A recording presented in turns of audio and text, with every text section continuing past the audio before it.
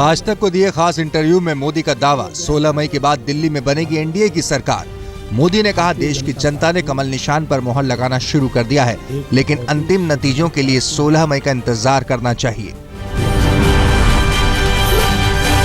देखिए, भारतीय जनता पार्टी ने नरेंद्र मोदी को प्रधानमंत्री पद का उम्मीदवार घोषित किया है और देश की जनता ने मोहर लगाना शुरू कर दिया है। लेकिन जिस शब्दों में आप चाहते हैं उन शब्दों में मैं जवाब नहीं दे सकता हूं, क्योंकि मुझे भी 16 मई तक इंतजार करना चाहिए। नरेंद्र मोदी का दावा, चुनाव घोषित होते ही कांग्रेस के वरिष्ठ नेताओं ने मैदान छोड़ना शुरू कर दिया था। बीजेपी चुनाव में पॉजिटिव प्रवाह के साथ गई, जबकि कांग्रेस नेगेटिव प्रवाह के साथ चुनाव मैदान में उतरी। मोदी का दावा है, बहुत पहले ये संकेत साफ हो चुका था कि कांग्रेस में चुनाव लड़ने का हौसला ही नहीं है, जीतने का तो सवाल ही नहीं उठता। मोदी ने कहा कि जब नतीजे आएंगे तो कांग्रेस 100 के आंकड़े के आसपास आकर रुक जाएगी। बहुत बिगिनिंग में संकेत मिल गया था कि चुनाव लड़ने के कांग्रेस का हौसला ही नहीं है, जीतने का तो सवाल नहीं, लड़ने का ही मूड नहीं है, ऐसा लगता था। खैर, बाद में उनके लिए अब सरकार बचाने का तो एजेंडा नहीं है, कम से कम 100 के आंकड़े तक पार करें, उस दिशा में वो अपना मेहनत कर रहे हैं।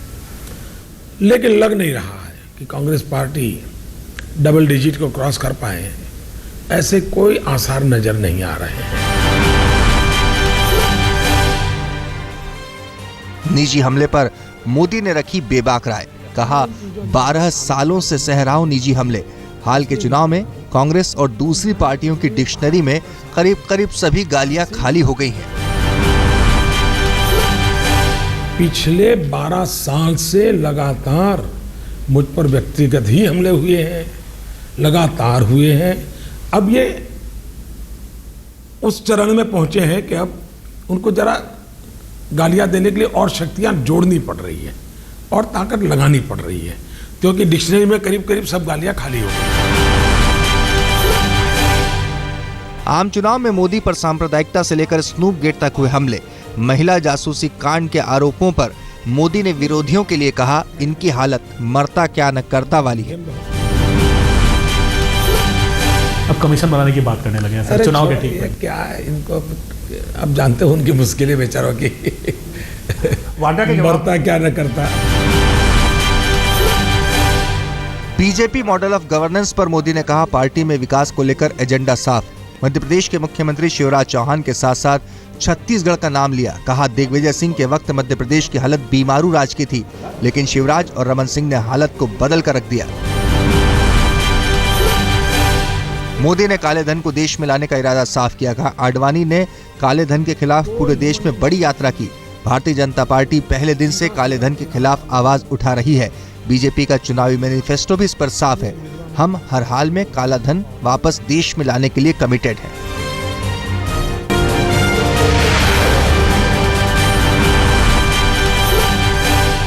नरेंद्र मोदी ने कहा, देश को करप्शन फ्री बनाने के लिए इच्छा शक्ति की जरूरत है।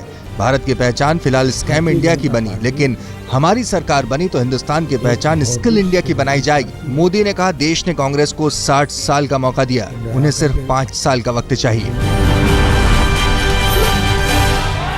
जेडीयू अध्यक्ष शरद यादव ने नीतीश कुमार पर गंभीर आरोप लगाए हैं। शरद यादव ने कहा है कि नीतीश कुमार लालू यादव की तरह जातिवादी राजनीति करते हैं। यादव के बयान को जेडीयू के अंदर चल रहे अंतर्विरोध से जोड़कर देखा जा रहा है। हमने ठाकुर जी के बाद ये लालू जी के साथ कोई नहीं था मुझको बना, इसने जातियों के सफेद किए, फिर नीतीश बना दिया, लेकिन जात के मामले में ये दोनों बाहर नहीं होते। अरे हिंदुस्तान तब बनेगा जब इंसान बनेगा। अमेठी में कांग्रेस उपाध्यक्ष राहुल गांधी के प्रचार का दूसरा दिन है। राहुल का अमेठी के कई इलाकों में प्रचार और सभाएं करने का कार्यक्रम है। अमेठी में 5 मई को शाम 6 बजे प्रचार पर रोक लग जाएगी। बीजेपी के प्रधानमंत्री पद के उम्मीदवार नरेंद्र मोदी भी 5 मई को अमेठी जाएंगे। बीजेपी अमेठी में मोदी की रैली को सफल बनाने के लिए पूरी ताकत लगा रही है। राहुल ने कहा, अमेठी में लोग आते हैं और बातें बनाकर चले जाते हैं। मेरा अमेठी से दिल का रिश्ता है। राहुल ने तीसरे मोर्चे या किसी और फ्रंट की सरकार को समर्थन देने के कयास को खारिज कर दिया है। राहुल ने कहा कि दिल्ली में कांग्रेस की सरकार बनेगी और सरकार नहीं बनने की सूरत में किसी को समर्थन नहीं देंगे। किसी और फ्रंट को नहीं सपोर्ट करेंगे। आप किसी और फ्रंट को सपोर्ट नहीं करोगे और ना ही जोड़ तोड़ के सरकार बनाओगे। पूरे नंबर नहीं आए तो आप पूरे नंबर आएंगे, आप देखना पूरे नंबर आएंगे।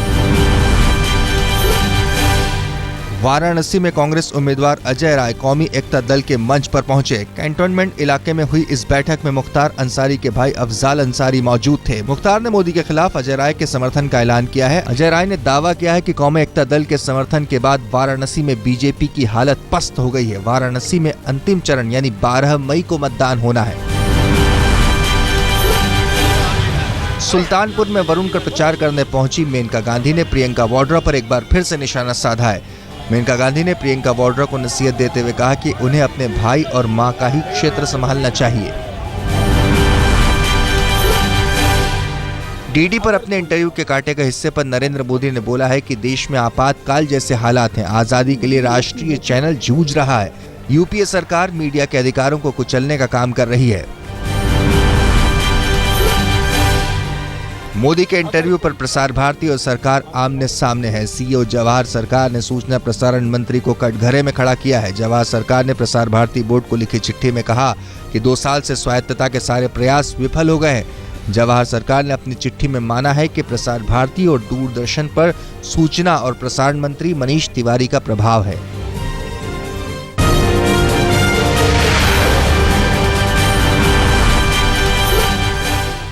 ग्यारहवें ज्योतिर्लिंग भगवान केदारनाथ के कपाट आम श्रद्धालुओं के लिए खुल गए। भगवान केदारनाथ की उत्सव डोली केदारनाथ पहुंच गई है। पिछले साल जून में आई भयंकर आपदा से भारी तबाही हुई थी। आपदा से यहां सब कुछ तहस नहस हो गया था। करीब 1 साल के बाद आज से केदारनाथ मंदिर के कपाट फिर से खुल रहे हैं। गुप्तकाशी का रुद्रपुर भीषण तबाही के बाद विधवाओं का गांव बन गया है। केदारनाथ के तमाम पुरोहितों के साथ करीब 10 गांव भी बह गए थे। सरकार के तमाम प्रयासों के बाद लोगों की जिंदगी को पटरी में लाने की कोशिश की जा रही है। असम में भड़की नस्लीय हिंसा में मरने वालों की संख्या 33 तक पहुंच गई है। बक्सा, कोकराझार, चिराग और नलबारी में अभी भी कर्फ्यू जारी है। बक्सा में उग्रवादियों ने करीब 30 घरों को आग के हवाले कर दिया है। हालात पर काबू पाने के लिए सेना बुलाई गई है। असम हिंसा के लिए कांग्रेस ने नरेंद्र मोदी को जिम्मेदार ठहराया है। कपिल सिब्बल ने आरोप लगाते हुए कहा है कि मोदी ने देश के माहौल को खराब किया। जम्मू कश्मीर के मुख्यमंत्री उमर अब्दुल्ला ने भी असम हिंसा के लिए मोदी को जिम्मेदार बताया है। कहा 3 दिन पहले मोदी ने असम में दिया था भड़काऊ भाषण, जिसके बाद इलाके में हालात बिगड़ गए थे। उमर ने आरोप लगाते हुए कहा है कि मोदी ने बांग्लादेशियों का मुद्दा उठाया था, जिसके चलते असम में हिंसा भड़की। मध्य प्रदेश के उज्जैन में पटाखा फैक्ट्री में भयंकर हादसा हुआ। इस हादसे की वजह से पूरी फैक्ट्री जलकर राख हो गई।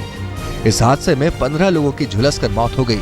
इनमें 12 महिलाएं और 3 पुरुष हैं।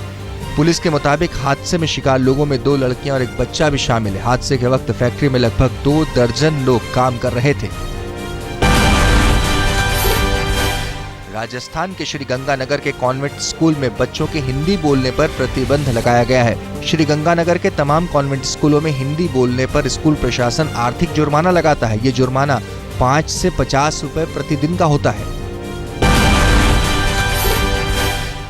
अमूल ने दूध 2 रुपए प्रति लीटर महंगा कर दिया है। अमूल शक्ति अब 40 रुपए के बजाय 42 रुपए प्रति लीटर मिलेगा। वहीं अमूल गोल्ड के लिए 44 की जगह 46 रुपए चुकाने होंगे। गुजरात में ये बढ़ोतरी लागू हुई है। इसका असर जल्द ही और जगहों पर देखने को मिलेगा।